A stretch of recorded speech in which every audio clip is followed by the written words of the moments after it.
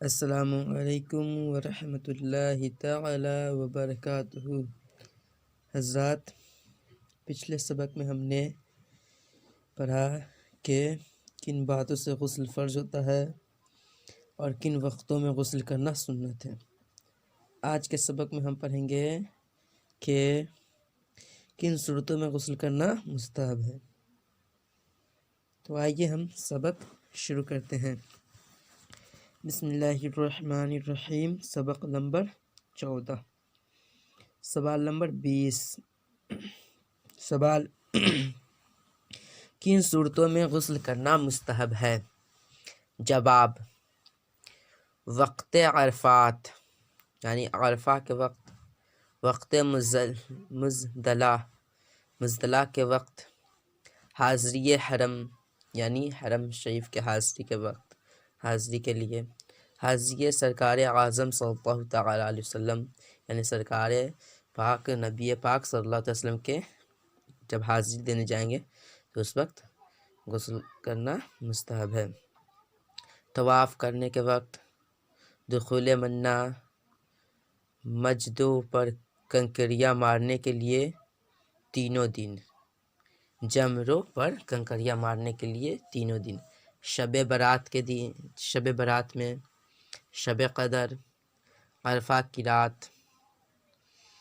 11 مجلس میلاد شریف، 12 دیگر مجالس خیر کی حاضری کے لیے یعنی دوسرے مجالس خیر کے حاضری کے لیے، 13 مردہ نہلانے کے بعد یعنی مردہ نہلانے کے بعد غسل کرنا مستحب ہے۔ مجنون کو جنون جانے کے بعد، مجنون کو جنون جانے کے بعد غسل کرنا مستحب ہے۔ غشی سے افاقہ کے بعد یعنی نشہ جاتے رہنے کے بعد، غشی سے افاقہ کے بعد اور نشہ جاتے رہنے کے بعد، 17 گناہ سے توبہ کرنے کے لیے، 17 گناہ سے توبہ کرنے کے لیے، 18 نیا کپڑا پہننے کے لیے، 19 سفر سے آنے والے کے لیے، سفر سے آنے والے کے لیے، 20 استحاضہ کا خون بند ہونے کے بعد، 21 نماز کسوف، 22 نماز خسوف، 23 نماز استسقاء خوف، 24 خوف، 25 تاریکی، 26 اور سخت آندھی کے لیے غسل کرنا مستحب ہے۔ نماز کسوف، نماز خسوف، نماز استسقاء، خوف اور تاریک اور سخت آندھی کے لیے غسل کرنا مستحب ہے۔ نماز کسوف، نماز خسوف اور نماز استسقاء کے بارے میں آپ کو نماز کے بیان میں بتایا جائے گا۔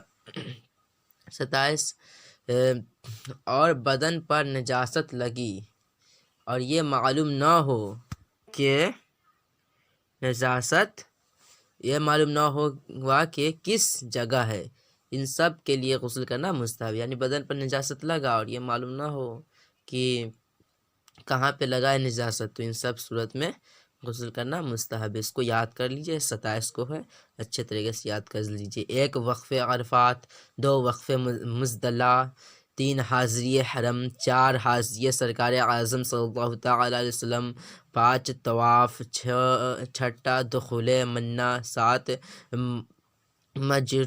جمروں پر کنکریاں مارنے کے لیے تینوں دن نہانا مستحب ہے، 8 شب برات، 9 شب قدر، 10 عرفہ کی رات، 11 مجلس میلاد شریف یعنی میلاد شریف کے مجلس میں جاتے وقت، 12 دیگر مجالس خیر کی حاضری کے لیے، 13 مردہ نہلانے کے بعد، 14 مجنون کو جنون جانے کے بعد، 15 غشی سے افاقہ کے بعد، 16 نشہ جاتے رہنے کے بعد، 17 گناہ سے توبہ کرنے کے لیے، 18 نیا کپڑا پہننے کے لیے، 19 سفر سے آنے والے کے لیے، 20 استحاضہ کا خون بند ہونے کے بعد، 21 نماز کسوف، 22 نماز خسوف، 23 نماز استسقاء، 24 خوف، جب خوف لگے، خوف ہو تو غسل کرنا مستحب ہے، 25 وہ تاریکی اندھیرا میں،